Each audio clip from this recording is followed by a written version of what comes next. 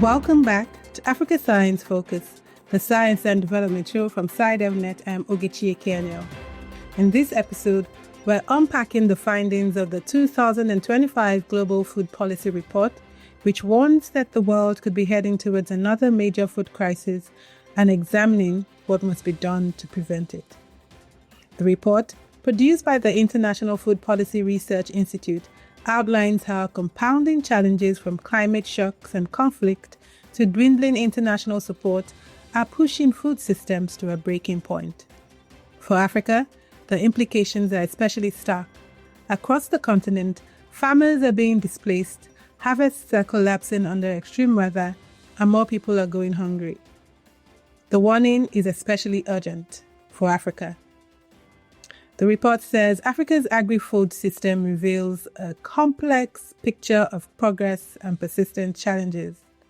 While agricultural productivity has nearly doubled since the 1980s, the continent still relies heavily on food imports, particularly cereals, and struggles with high rates of undernutrition and child stunting, especially in Central and Eastern Africa.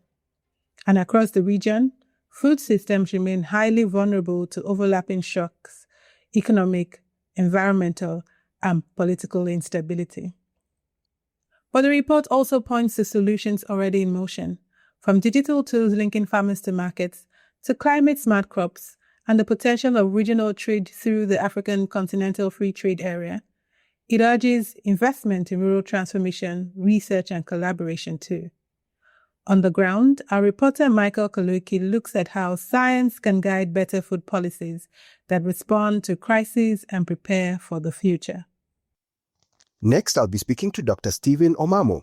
Dr. Omamo is Director of Development Strategies and Governance and Director for Africa at the International Food Policy Research Institute. Now, IFPRI has released its 2025 Global Food Policy Report. The report touches on lessons learned from the 1972 to 1975 World Food Crisis and also warns that another food crisis is in the works. What are researchers such as yourself on the continent trying to do to cushion Africa from such a crisis? African researchers are doing a lot, and I do believe it is possible to avert that crisis, and it is possible to address the needs of the hungry poor. And African researchers are developing stress-tolerant crops, so stresses such as heat, drought, flooding, improving early warning systems, and promoting local food production. So there's a lot happening, and institutions that are in place are focusing on localized solutions that seek to build resilience to shocks. So these are community-based types of interventions, shocks linked to climate, conflict, and market disruptions, which together create major difficulties for many communities. Now, I think there's a real important role for policymakers to anticipate risks and scale up proven interventions through sustained and large public investment and coordination. We need to, and policymakers need to invest in identify these promising innovations that are emerging and seek to protect vulnerable populations through proactive means such as safety nets and broader social protection systems. So yes, there is, I do believe that we can avert the crisis. Thank you, Dr. Omamo. Now, the report highlights that global poverty rates have declined rapidly, with the share of those in extreme poverty falling from 44% to 21.5% between 1981 and 2005.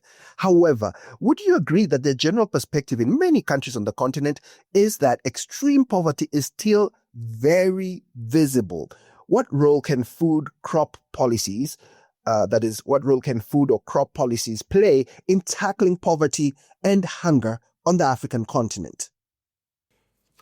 Yes, it is true that these global trends can and do mask the local persistence of poverty, especially across Africa.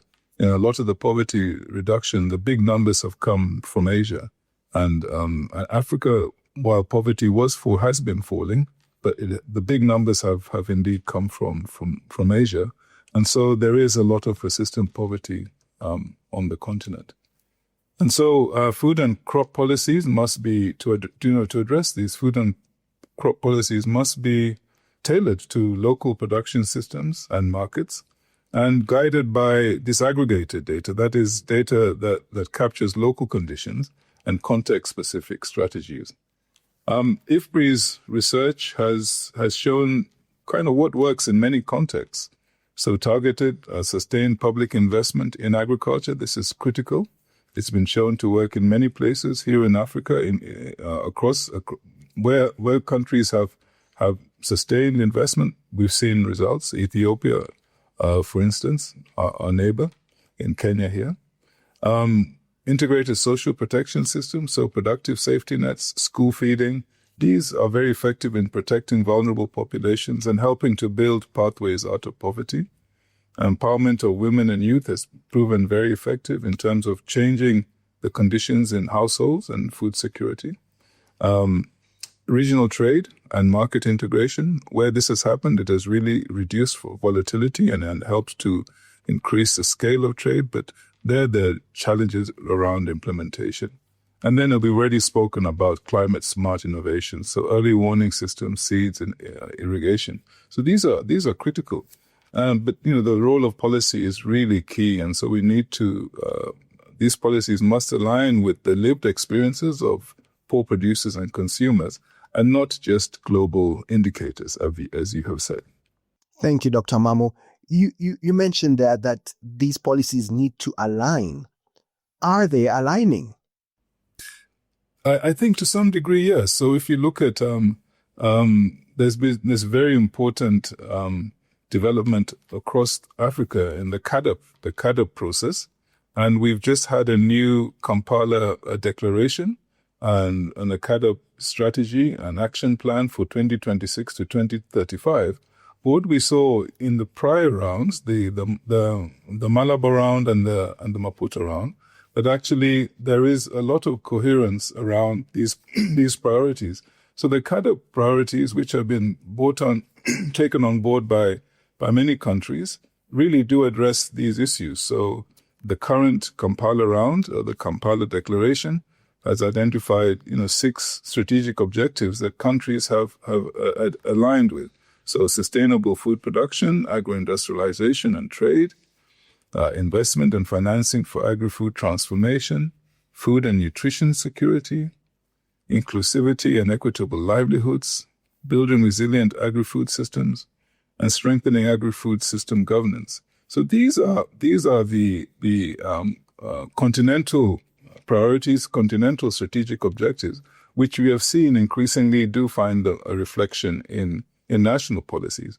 But the challenge is one of implementation and one of sustained investment, which is what we need at the moment. Michael Kaloki also speaks with Jane Battersby, an associate professor at the Department of Environmental and Geographical Science at the University of Cape Town, South Africa. Jane, you are one of the co-authors of a research paper on global and local perspectives on food security and food systems. Could you tell me briefly about the findings of this paper? And also, what is your perspective on the food systems in Africa? Are they adequately structured? Great, thank you. So that piece that you were just referring to, it was actually a series of small pieces by a number of kind of leading scholars. So I was asked to contribute in terms of urban food security issues. So the perspective I put across there was very much around needing to understand urban food insecurity in the context of multidimensional poverty. So we often think about food price as being a driver of food insecurity. But what I argue in that paper is that actually we have to understand how people live in cities and the challenges of things like poor access to water, poor access to energy, and how that shapes the food security outcomes. So it's really trying to think about kind of some of the substantive challenges in the food system, but also link it to some of those more kind of day-to-day challenges that we have in our African cities. And so the question about African food systems, I think, we have a number of challenges. We obviously have ongoing challenges of productivity, but we also know that we are producing more than enough food. We know that we're quite import dependent. One of the big challenges that I see at the moment is that there kind of is an increasing consumption of highly processed foods, and a lot of that is imported. So there's a question about how do we address the trade imbalances that are leading to that kind of challenge coming through, and how do we better support the small scale, the informal food sector actors, both in production and in retail, that are actually really important to food security. Thank you, Jane. Now, touching on the aspect of local perspectives as covered in the paper, in the context of reduced aid that has affected many African countries, how can science advice support policymakers in identifying locally driven solutions that reduce dependency on external assistance? I think sometimes the solutions are recognizing the value of what we have. I think we have seen a loss of traditional diets, people moving away from some of our traditional staples, millet, sorghum, etc., and becoming increasingly dependent on either trade or aid in those products. I think if we had more support for small-scale farmers, if we had more desire for consumption of more traditional foods, we would be able to pull ourselves out of this challenge a little bit. But we have become kind of sucked into the idea that a modern diet is desirable. And this notion that traditional foods are only for poor people, and then it becomes a stigmatized thing. So I think there's a need to kind of really celebrate the kinds of foods that we have been producing for generations and building that network up as a way to reduce aid dependency, because these are the things that we can produce and consume locally. I think the other part is also that we need to recognize that food insecurity isn't just about the food, but it's about the lived experience of peoples. And so, are there things that can be done by our governments that can improve food security without simply depending on more food? So can we think about making sure that there's more civil engagement to reduce things like solid waste challenges that impact food security and nutrition? So, understanding why people are consuming what they're consuming, why the system works like it does, provides us with a chance for local solutions to the challenge. Thank you, Jane. Now, one of your research interest areas is urban food policies. From your perspective, is the process in formulating food policies that cater to urban areas different from that used in formulating policies that cater to other areas, for example, rural areas? Yeah. So there has been very little policy attention to urban food issues. And some work that we've done recently has found that globally 76% of people who experience food insecurity live in urban and peri-urban areas. And yet all of our policy is designed for the rural. That's not saying the rural is not important, but let's understand what's going on in the urban areas and start to formulate policies that make sense for those areas. And so, what we have consistently seen is that people are dependent on market sources. People are either buying from the supermarkets, but more generally, still buying from traditional and informal market sources. But the state doesn't see that as food policy. So a lot of the work that we've been trying to do is trying to get the state in South Africa and in the continent more broadly to recognize the importance of traditional markets, of informal traders, as kind of key sites for food security. And then the urban food policy is about that supply chain. It's about, what kind of policies can support those entities so they can sell affordable, nutritious food safely. And so that's where there's a difference with the urban population. And why is it, Jane, you mentioned there that the policies in South Africa, and I believe you said that, are set up for rural areas. If that's the case, why so? Why do you think that is the case? There's a long history to why there's a kind of a rural bias in food policy. I think the first thing is there's always been this assumption that food security is just about having enough food. That if we produce enough, then it'll flow and people will get the food. And time again, it's been shown that the problem isn't simply about availability. But most of the production happens in rural areas. And because of that mindset, the focus has been on food security in rural areas. There's also been this long history of assumption that the greatest food insecurity is in rural areas.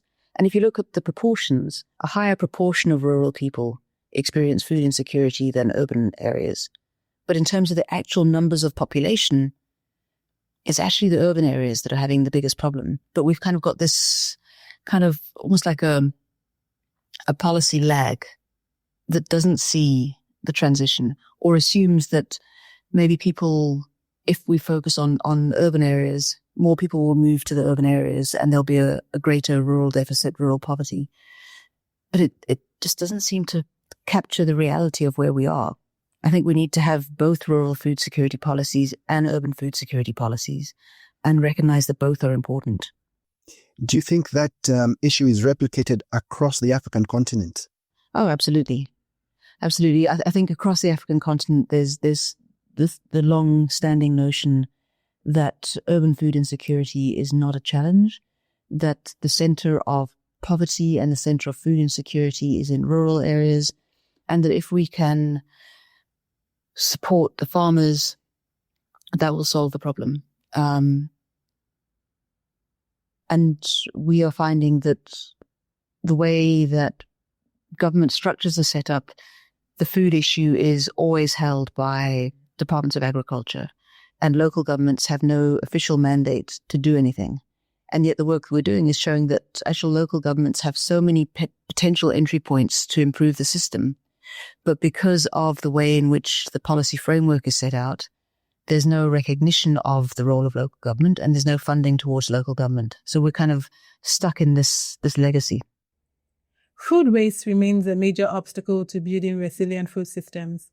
Zipi Shiroya, director at the Institute of Packaging Professionals of Kenya, explains how smarter science-backed packaging can reduce losses and improve food security across the continent. Zipi, how can science assist in establishing resilient and inclusive food systems? Science is a critical tool in food systems. Science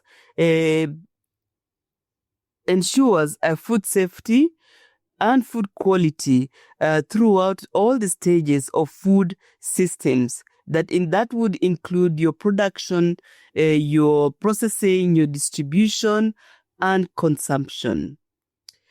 Science also ensures that there are no unintended consequences of food waste when balancing packaging and food waste. Thank you, Zipi. Now, you mentioned the food waste, and you're passionate about reducing food waste in food systems. Could you tell me more about your concern, your personal concern regarding food waste in food systems? Yes, food waste, even from numbers itself, globally we have 30% of food goes to waste, with 800 million people going without food. When we bring it home to Kenya, the numbers show 40% of all the food produced is lost and or wasted each year, which is about 10 million metric tons of food. And the distribution is in between the grain and fruits and vegetables and even food wastage in the homes itself. There is sometimes an over-reliance on one food element in a community that could result in a disruption of a food system. How can we enhance such a system? That is a good question. It really is a good question because, yes, you see, this maize is a staple meal.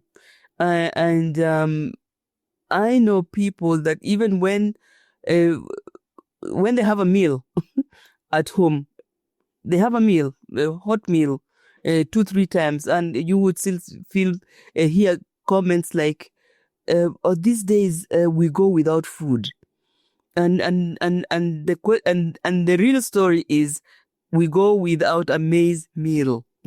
It is the maize meal that is considered a meal, and anything else is a snack. So it's all about the mindset. How do we shift this mindset from maize over reliance on one particular meal type to others? In what ways can scientific research, data, and evidence guide policy decisions regarding food systems? If you don't measure, if you don't have evidence and don't measure, it's not very easy for you to guide anything. So science is a tool that will help us understand, by collecting data, looking at it, evaluating it, it makes us understand where the losses, if there are losses at all. And if there are losses, where in the food chain are we getting the losses? And those losses, then we can be able to evaluate them and look at which are the priority areas and what kinds of intervention do we need in those areas. So science is very critical in this process. Apart from food waste, in what other ways can science help enhance food policies? By providing data, because today most decisions are now being made on data. We are getting away from feelings and I think to data, and that's just the way that the world is going. So with data, you get fairly accurate information that will support you, in your policies. Thank you, Zippy. Now, from your perspective, what barriers or challenges do food policy makers face in establishing effective policies? Some of the barriers, and I would talk about Kenya in this instance, is we have national government, and then we have counties, and food systems are devolved, right? So each and every county is taking care of its own county in terms of the food safety. The national government, you have other agencies like the Kenya Bureau of Standards, like Ministry of Health, KEFIS, for example, that are all doing the same thing. So what happens in a way is that first there is duplication of duty, and secondly there are gaps because everybody is behaving in silos. So we don't have, or rather, the opportunity to share and come out with a policy and or an intervention that is good for everyone. Is fragmented. And that is one of the challenges that we have. Some of the challenges is in the policy itself, policy making itself, that takes quite long and can be quite expensive. Drafting these policies, just take time. And as you go along, in Kenya, we have what we call public participation, where you need people to come in and listen and give in their opinions and or their expertise. And in every round of it requires funding. So you find that the process takes long, and it can be quite expensive, and that is a challenge. There is also, of course, always financing. Funding is always a challenge, and in the past, the average, budget that has been put to this has been about, or not budget, but has been 3.3%. And when I look at the Kenya Finance Bill 2025, already I see that it's not even 3.3; it is 3%. So you can see this underfunding is a real problem. Yeah. And I think that the 3.3% is on the national government, and on counties it is 8%. And the recommendation it has been 10%. So we're coming short in terms of funding in the food loss systems. The recommendation I see is from the CAADP pledge, and that is the Comprehensive Africa Agriculture Development Program report. Some other issues is in the weak data surveillance. Counties lack accredited labs. So you find that a lot of information is like based on guesswork, and all is dependent on different people, depending on your expertise, how well you can, the subject. And so it's, in a way, neither here nor there. So that is a challenge, Climate is another one where we have got erratic climate changes. Sometimes we've got lots of rain, good rains, maybe even floods, and sometimes we have drought. And that is really a big challenge. There are many, but those are the ones that I would like to mention. Access is another critical issue. Millions remain excluded from reliable, nutritious food. Steve Omamo returns to discuss how policy and research can close these gaps and make food systems more equitable. Yes, indeed, food systems do serve those roles, and they must be shaped to expand real choices through targeted support to smallholders, improving market access, social protection, investment in nutrition-sensitive crops. And so equity demands not just access, but also agency, that is the ability to choose. Now, many people face structural barriers to making those choices, the poverty, weak markets, or gender norms, and these limit their ability to choose what they eat or what they grow. So inclusion requires, as I mentioned, really targeted investments in infrastructure, nutrition-sensitive agriculture, and systems that target the hungry poor, social protection, and so on, so safety nets.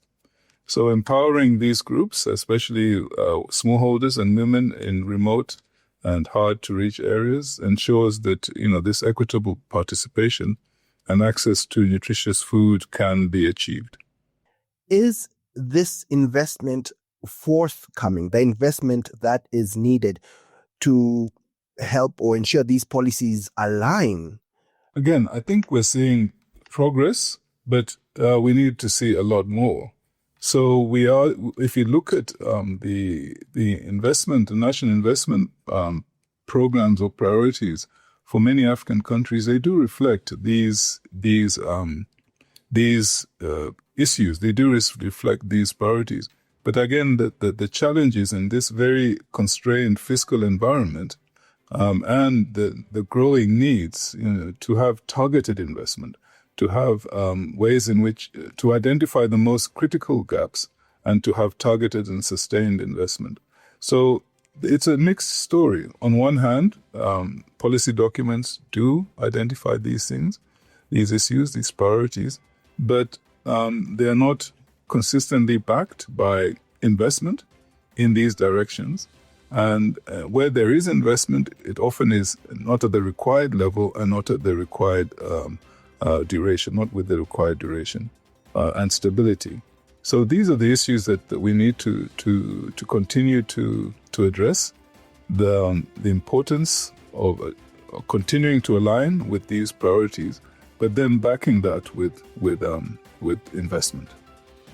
That's all from us at Africa Science Focus today. If you want to find out more, head to the SciDevNet website. That's www.scidev.net. Today's show was produced by Alice Hurst, with editing by Ogechi Ekeanyao and Titilope Fadare, and reporting by Michael Kaloki. I'm Ogechi Ekeanyao. Until next time, goodbye. Africa Science Focus is produced by SciDevNet and distributed in association with your local radio station. This podcast was supported by the Science Granting Council Initiatives, which aims to strengthen the institutional capacities of 18 public science funding agencies in sub-Saharan Africa.